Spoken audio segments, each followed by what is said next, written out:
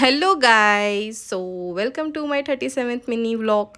तर आज मी घरीच होते. सकाळी सकाळी चहा केला, मम्मींना दिला, मीही घेतला. आम्ही मस्तपैकी चहा पीत पीत गप्पा मारत होतो.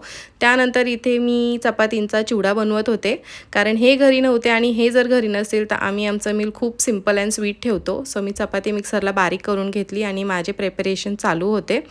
बाय दॅट टाईम मम्मी इथं त्यांच्या चिकूला म्हणजे आमच्या लाडोबाला मम्मी इथे खाऊ घालत होत्या, कारण अजून चिकूला बरं वाटत नाही आहे. त्याचे मेडिसिन्स अँड ऑल चालू आहेत, बट होप्स तो लवकरच बरा होईल. त्यानंतर मग मी इथे फोडणी अँड ऑल दिली आणि माझी फोडणी तुम्ही बघू शकता खूप सिम्पल होती. कांदा आणि त्याच्यामध्ये आपले बेसिक स्पायसेस, हळद आणि मिरची पावडर.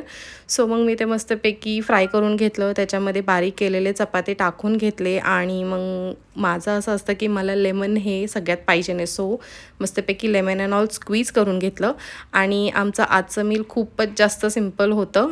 हे मी मस्तपैकी थोड्याशा लोणच्यासोबत एन्जॉय केलं आणि बाहेर थोडासा रिमझिम पाऊस चालू होता. So then thank you for watching my vlog guys. Bye.